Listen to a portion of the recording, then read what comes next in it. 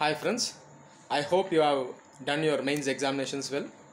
In this video we are going to discuss solved answer key for essay paper. In fact, there is no specific answer key for essay paper. So we will discuss the important points and hints for the essay paper. In this video I am not going to discuss all the essays. Definitely there won't be enough time. We will discuss a particular essay. I think most people would have chosen this essay for the examination under part B. The question is neglect of primary healthcare and education in India or reason for its backwardness. Before going to the essay, before discussing into the essay, please remember this: whenever you write your essay, please remember that you should approach the essay as a generalist. Most candidates, they do this mistake. They try to approach essay like they approach other GS papers or their optionals. Please do not write stuff which you study for your optional or subjects which you have studied for your GS paper.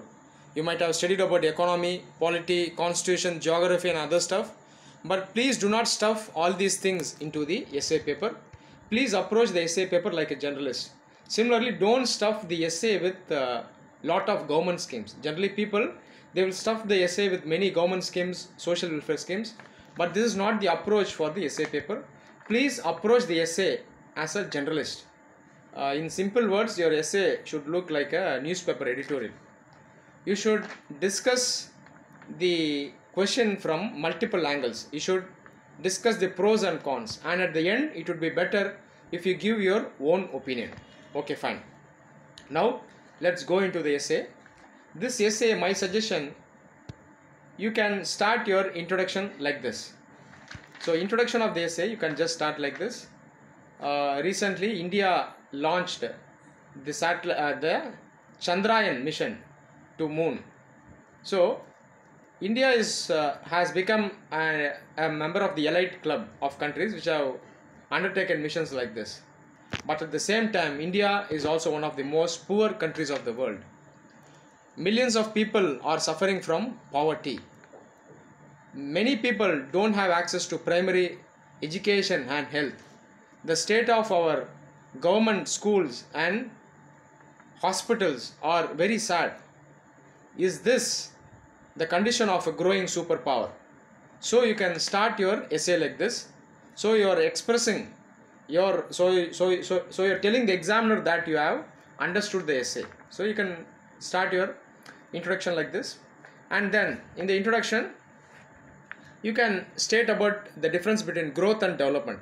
So real development is different from growth. Growth mostly relates to economic growth, but development, it mainly includes social capital as well as human capital. So only with proper human capital we will get holistic development. So human capital can be obtained only if a country provides good primary education and health care to all its citizens. So you should write about that. You can give global examples also. You can state the examples of small countries like Israel and Cuba. So if you take Cuba as an example, it has invested a lot on education and healthcare. As a result, the human capital in Cuba is very good. So you can give a global example. You can give an example within India as well. You can give the example of Kerala. So Kerala, it is a leader in India in human capital, in literacy and in healthcare. Kerala leads in India. So you can mention about that. And into the body of the essay. Into the body of the essay, you can divide the body of the essay into two. The first part, elaborate about the present situation in India. And secondly, in the second part of the body of the essay, you can give your own opinion. So you can give solutions. So in the first part, you can describe the situation within India. You can mention about both the pros and cons. You can mention about the present situation in India regarding health and education. If you take education, for example, the overall investment for education is merely 2.5%. But various expert committees in the past, they have recommended an investment of nearly 6% of GDP. You can mention about that. And the main burden on education and health is taken by the government sector. The private participation is very low in India. You can mention about that.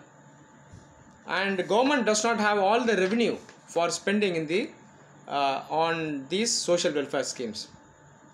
Then you can take education. Primary education is very important for all individuals. It is that which shapes the mental psyche of an individual. So basically it is the collective of all the individuals, the psyche of all the individuals that ultimately forms the psyche of the Indian society. So if proper primary education is not provided to all individuals, the society will not be a modern society. It will be only a semi-feudal society. The society will be affected by superstitions. The society won't grow at all. So this is a problem in India. So I mentioned about that.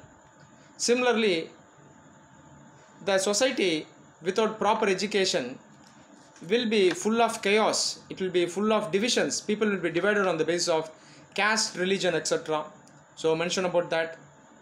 And mention about the inequalities. The inequalities, economic inequalities, social inequalities that result from lack of proper education and health.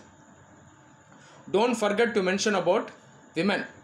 So empowerment of women is directly related to health and education. Mention about that. Similarly, mention about the rural India. So rural India also needs education and health care. Mention about that. Mention about vulnerable sections of society like tribals also.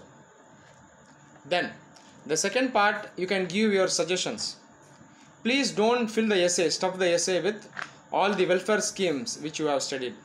So please once again approach it like a generalist. In the last part, you can give your opinions. You can generously give your opinions. You can give your own points of view. For example, you can write about the accountability of the government, write about the accountability of the political leaders, accountability of civil servants. In India, we see heavy political apathy. As far as education and healthcare are concerned, not much action is taken. Our parliamentarians don't debate about this much in the legislature. So mention about that. Then you can write about the availability of funds. So lack of funds is a very big issue in India. Only with heavy revenue the government can invest on health and education. So you can give solution for this. You can give solutions like public-private partnership. You can mention about that. You can write about the role of NGOs, self-help groups for these social welfare schemes. Mention about that.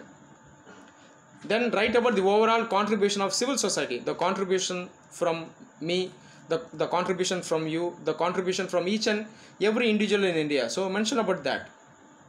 Then you can think from a global perspective also. You can think from economic perspective.